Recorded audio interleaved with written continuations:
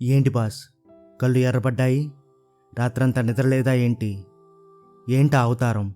గడ్డాన్ని బాగా పెంచేసి నువ్వు ఓ దేవదాసులాగా ఫీల్ అయిపోతున్నావా?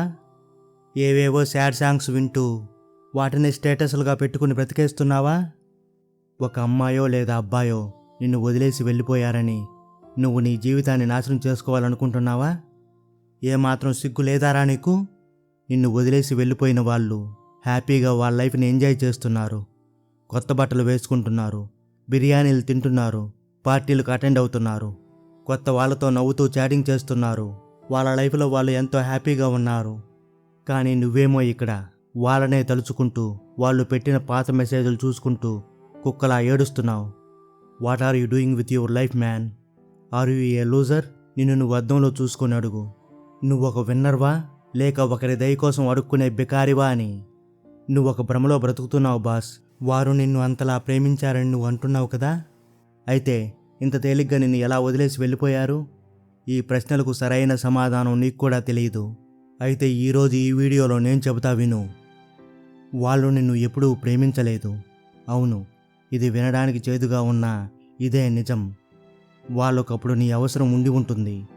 వాళ్ళకొక టైంపాస్ కోసమో వాళ్ళ లోన్లీనెస్ పోగొట్టుకోవడం కోసమో నువ్వు దొరికావు. వాళ్ళ బోరింగ్ లైఫ్కి నువ్వు ఒక ఎంటర్టైన్మెంట్ మాత్రమే. ఎప్పుడైతే నీకంటే వాళ్ళకు బెటర్మెంట్ దొరికిందో అప్పుడు నీతో వాళ్ళకు బోర్ కొట్టేసింది. అప్పుడు పాత చెప్పుల్ని వదిలేసినట్టు నిన్ను వదిలేసి వెళ్ళిపోయారు. ఈ విషయాన్ని నువ్వు ఏమాత్రం అర్థం చేసుకోలేక వాళ్ళ కోసం నువ్వు గుండెలు పగిలేలా ఏడుస్తున్నావు. నీ వాల్యూ ఏంటో నీకే తెలియనప్పుడు ఎదుటివారికి ఏం తెలుస్తుందిరా బాయ్? నాకు తెలుసు నువ్వు ఇప్పుడు ఏం చేస్తున్నావో. ఫేక్ అకౌంట్లు క్రియేట్ చేసి వాళ్ళ ఇన్స్టాగ్రామ్ స్టోరీ చూస్తున్నావు కదా, వాళ్ళ ఆన్లైన్ లాస్ట్ సీన్ చెక్ చేస్తున్నావు కదా. ప్లీజ్ ఒక్క ఛాన్స్ ఇవ్వు, నేను మారిపోతానని మెసేజ్లు పెడుతున్నావు కదా. ఇలా చేస్తే నీ సెల్ఫ్ రెస్పెక్ట్ని వాళ్ళ కాళ్ళ దగ్గర తాకట్టు పెట్టినట్టే. ఇటువంటి నాన్సెన్స్ అంతా ఇకనైనా ఆపేసాయి. నువ్వు ఎంతగా వాళ్ళని బ్రతిమలాడితే వాళ్ళ దృష్టిలో నువ్వు అంత చీపైపోతావు. అడుక్కుంటే వచ్చేదేంటో తెలుసా? భిక్షం. ప్రేమ కాదు. సింహం ఎప్పుడైనా గడ్డి తినడం చూసావా? బయట మీ ఫ్రెండ్స్ దగ్గర పోజులు కొడుతుంటావు కదా, నేను ఒక సింహాన్నని. కానీ నువ్వు ఒంటరిగా ఉన్నప్పుడు పిల్లిలా మారిపోయామేం? నువ్వు ఒక మగాడివైనా ఆడదానివైనా సరే నీకంటూ ఒక పొగరుండాలి. నిన్ను వద్దు అనుకున్న వాళ్ళు నీ లైఫ్లోకి రావడానికి అర్హత లేని వాళ్ళు అని డిసైడ్ అవ్వు. Cut the card, block them, delete the number. వాళ్ళ అస్తిత్వాన్ని నీ మెదడులో నుంచి కాల్చి బూడిద చేయి. ఇప్పుడు నువ్వేం చేయాలో తెలుసా? సైలెంట్ అయిపో. Pin drop silence. వాళ్ళకి కనీసం నువ్వు బ్రతుకున్నావో చనిపోయావో అనేది కూడా తెలియకూడదు. సోషల్ మీడియాలో ఏడుపు గుడ్డు స్టేటస్లు పెట్టడం మానేయి. నువ్వు ఏడుస్తున్నావు అని తెలిస్తే వాళ్ళ ఈగో సాటిస్ఫై అవుతుంది. వాళ్ళకి ఆ ఛాన్స్ ఎట్టి పరిస్థితుల్లో ఇవ్వకు. మాయమైపో. ఎవరికీ కనిపించకు. నీ కోపాన్ని, బాధని, కన్నీళ్ళని నీ లోపలే దాచుకో. నీలో రగులుతున్న ఆ బాధను ఒక ఇంధనంలా మార్చుకో. జిమ్ముకు వెళ్ళు. నీ బాడీని ఒక ఆయుధంలా మార్చుకో. రూమ్లో కూర్చొని కెరీర్ మీద ఫోకస్ చేయి. 10 గంటలు కాదు, 18 గంటలు పనిచేయి. సంపాదించు.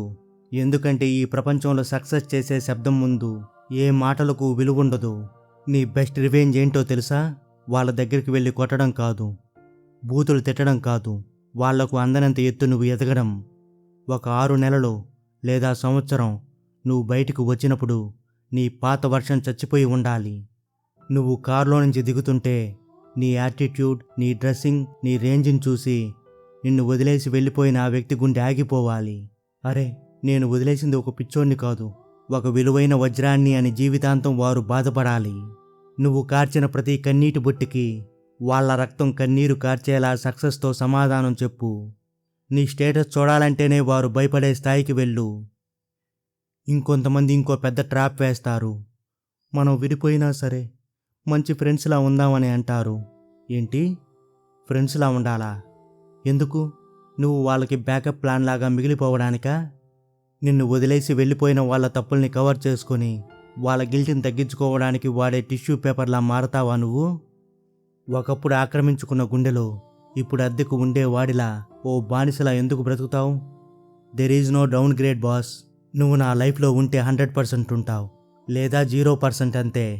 అంతేకాని మధ్యలో ఫ్రెండ్స్ అనే చెత్త నాకొద్దని ముఖం మీదే చెప్పేయి. నిన్ను వద్దు అనుకున్న వాళ్ళకి నీ లైఫ్లో యాక్సెస్ ఏమాత్రం ఉండకూడదు. Cut all the టైస్. వాళ్ళ ఫ్రెండ్స్, వాళ్ళతో నీకున్న కామన్ సర్కిల్ మొత్తాన్ని నీ లైఫ్లో నుంచి పీకి అవతల పారేయి. That is called self respect. నీ సామ్రాజ్యానికి నువ్వే రాజువి. నీ పర్మిషన్ లేకుండా ఇక్కడ ఏ ఎమోషన్స్కి ఎంట్రీ లేదు.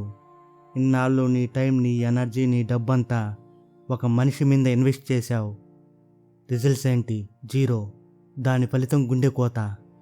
ఇప్పుడు అదే ఎనర్జీని, నీ పిచ్చిని నువ్వు సాధించాలనుకునే లక్ష్యం మీద, నీ వర్క్ మీద పెట్టు. ఏడుస్తూ కూర్చోవడానికి ఇది టైం కాదు. నిన్ను నువ్వు మళ్ళీ నిర్మించుకోవాల్సిన టైం. Be a mission. ఎమోషన్స్ని పక్కన పెట్టు. రోజుకి 18 గంటలు గ్రైండ్ చేయి. పడుకునే ముందు వాళ్ళ ముఖం నీకు గుర్తు రాకూడదు. నీ ఫ్యూచర్, నీ బ్యాంక్ బ్యాలెన్స్, నువ్వు చేరుకోవాల్సిన టార్గెటే నీకు గుర్తు రావాలి. ఎవడో ఒకడు లేదా ఒకతే నిన్ను వదిలేసి వెళ్తే నువ్వు ఏడవటం ఏంటి బాస్?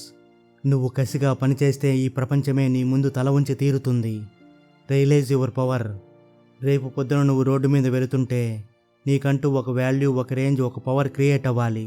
నీ సక్సెస్ను చూసి వాళ్ళు కళ్ళు కుట్టుకోవాలి.